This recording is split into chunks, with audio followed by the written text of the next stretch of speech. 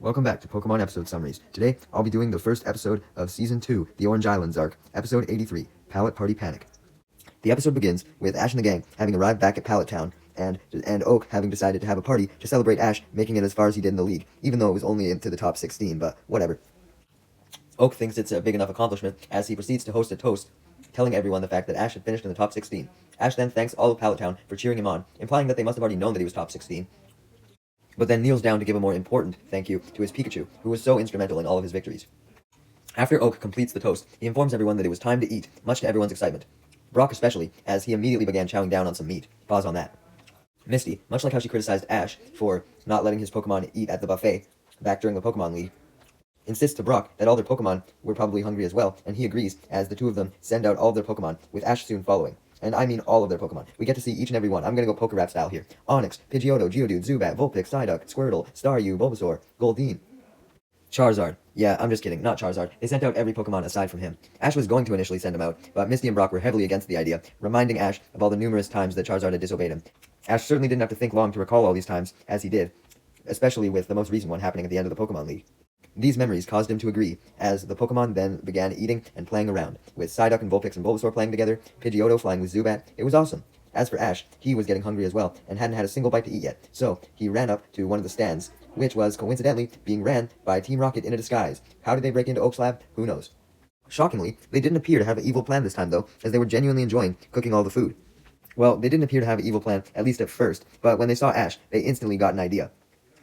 As he requested for 3 fillings of everything they had, 1 for each of him, Misty, and Brock, Team Rocket proceeded to spray all their food with super hot sauces, so that it would essentially make Ash go so insane from the spiciness that he would drop Pikachu, allowing them to take it. I have to say, that's a pretty creative plan. Once this is done, Team Rocket hand Ash the bags of food, and he proceeds to take it to the table where his friends and Pokemon were sitting, as Brock decides to take the first bite, along with Ash's Bulbasaur and Squirtle, along with Pidgeotto. This means that they end up being the first victims to the hot spices, as opposed to Ash, and their mouths literally light on fire as a result. Thankfully, Misty then orders her Staryu to use Water Gun and put out the fires, and making all of them feel better. Ash then immediately makes them feel worse, though, as he makes them think that they were wimps, as he states that there's no way that the food could have been that hot to cause a fire, despite the fire literally appearing in front of his eyes, and he foolishly takes a bite of some of the food, causing him to start breathing fire as well. Team Rocket then go through with their plan as they intended, and steal Pikachu, who was sitting beside Togepi, while Ash was distracted, and immediately run back to their food stand, as they transform it into the Meowth balloon, so that they can get away. Well, that explains how they got a stand then, because it wasn't even an official stand, it was their balloon. This obviously draws the attention of all the Pallet Town residents at the party, so Team Rocket decided to just reveal themselves, taking off their disguises and reciting their motto. This catches Ash and the gang's attention as well, and they proceed to try and stop Team Rocket from getting away, not yet knowing that they even had Pikachu, by throwing all of the hot food that they hadn't ate yet back at them, and it lands in their mouths, causing them to get a taste of their own medicine as they breathe fire. Them breathing fire unfortunately just causes them to run more rapidly, though, as they run into the Meowth balloon. They then proceed to take off and leave, but not before taunting that they had captured Pikachu successfully. Ash then spotted Pikachu hanging from the bottom of the Meowth balloon, confirming that yes, Pikachu was actually successfully captured for once. This just motivated Ash to not let Team Rocket escape even more, so he commanded his Squirtle to use Water Gun at the balloon, but the balloon was already too far away, so the Water Gun couldn't reach it. Despite Team Rocket seemingly winning, they, for once, decided not to get cocky, and proceeded to throw down flash bombs to finish off Ash and the gang and everyone at the party, so that they couldn't interfere with their plans any fucking more. These bombs start decimating the party, destroying tables, food, fucking everything, except for Oak's lab somehow, and it causes all of the Pallet Town residents to run around in fear. Ash, wanting to stop this, instructs his Pidgeotto to fly up and poke a hole in the balloon with Quick Attack, and this sends the balloon barreling down, but before it can hit the ground, Meowth then pulls out a button, a fucking literal plot device, called the panic button, that instantly replaces the damaged balloon with a new balloon as soon as it's pressed. This new balloon having the number 2 on it. Ash sees this as nothing but a minor inconvenience, though, as he simply orders Pidgeotto to quick attack the balloon once again. However, this time, Jessie sees it coming and sends out her Arbok to use Poison Sting on the Pidgeotto, which it does successfully before it can reach the balloon. This Poison Sting damages Pidgeotto to the point where it can no longer fly, and it falls to the ground, with Ash running towards it, thankfully catching it, breaking its fall. Ash, now in a panic and not knowing what to do, as he usually relied on Pikachu to take out Team Rocket, decides that his best option would be to send out Charizard, despite his obedience. Man, I wonder what happened the last time you said that, Ash. Remember your battle against Richie? This is why Misty rightfully warns against it, but Ash ignores her as he sends him out. Unfortunately, just as Ash should have anticipated, Charizard just stands there doing absolutely nothing. Ash pleads with him to do something, but this just causes Charizard to disobey him even more as he walks over to a table of food, being more interested in devouring that as opposed to Team Rocket. Unfortunately for Charizard, though, one of the bombs that was still being thrown by Team Rocket, proceeds to hit the table of food that he was going to eat, destroying all the food in the process. This pisses Charizard off to the point where it becomes motivated to use a huge-ass flamethrower, only as a warning shot. It does its real attack as it flies up into the air and hits several of the bombs with its wings, deflecting them back at Team Rocket's new balloon, destroying it and sending them blasting off, and proceeding to save Pikachu by catching it on its back before it fell to the ground.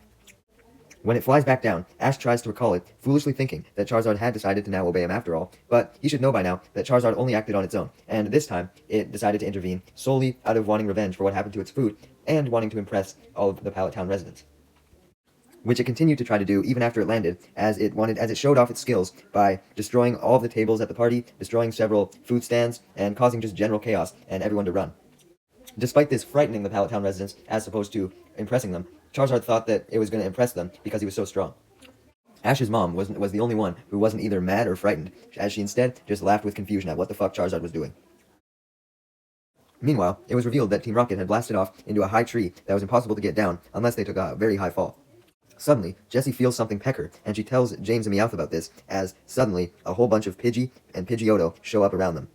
They were pretty bitter, but Jessie didn't worry about them, as you know, they're only fucking Pidgey and Pidgeotto, some of the weakest fucking Pokemon ever, so she just ignored them as she tried to move further up in the tree to see if they could find a better branch or something to escape from, when suddenly a whole bunch of Fearow fly by, presumably from another nearby tree, and attack her in the process. She then spots a Fearow leading the pack and begins to panic. Did I just call a flock of Spearow a pack? Okay, feel free to dislike this video now. Meanwhile, back at Professor Oak's lab, the Pallet Town residents had since departed, and Oak had successfully managed to heal Pidgeotto of all of its wounds. Damn, I didn't know he was a doctor, too. Ash immediately went up to the Pidgeotto and comforted it, apologizing for putting it at risk. And Pidgeotto proceeds to hug Ash, just grateful at the fact that Ash was kind enough to take it to Professor Oak to get healed in the first place. Misty and Brock then commented on how reliable Pidgeotto always was, and how it still cared for Ash despite what had happened, contrasting it to Charizard, whom they were still shaken up by due to its rampage.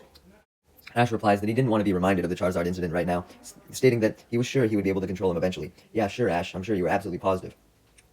Just then, Oak reveals that he has an errand for Ash and the gang to go on for him, presumably as payment for him healing Pidgeotto. I wouldn't put it past him to do something like that. He clarified that this errand involved going to an island known as Valencia Island in the Orange Archipelago, and he wanted them to pick up a strange Pokeball that his friend, fellow Professor Ivy, had found, as Professor Ivy wanted him to examine it. Ash and the gang are first shocked at the fact that there was another professor besides Oak, but then Misty questions why Oak couldn't just have the Pokeball transported through the Pokeball transport system, like how he transports Muck and Kingler to Ash. Oak reveals, though, that that was one of the main reasons why this Pokeball was mysterious in the first place, as it couldn't be transported by the regular transport system. When Ash and the gang question why they have to be the ones to do this errand, Oak justifies that he would usually have his grandson Gary do it, using him as his fucking slave, but Gary had since left on a journey to a new location. Foreshadowing?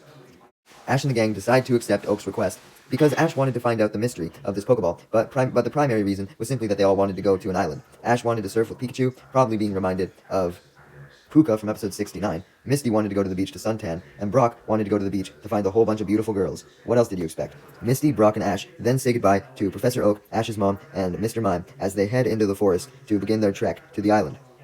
As soon as they enter the forest, though, they aren't able to find any Pokemon hiding there, or anything making noise whatsoever, which was fucking weird, as the Pokemon world had an abundance of Pokemon. Like, there should be Pokemon in essentially every location.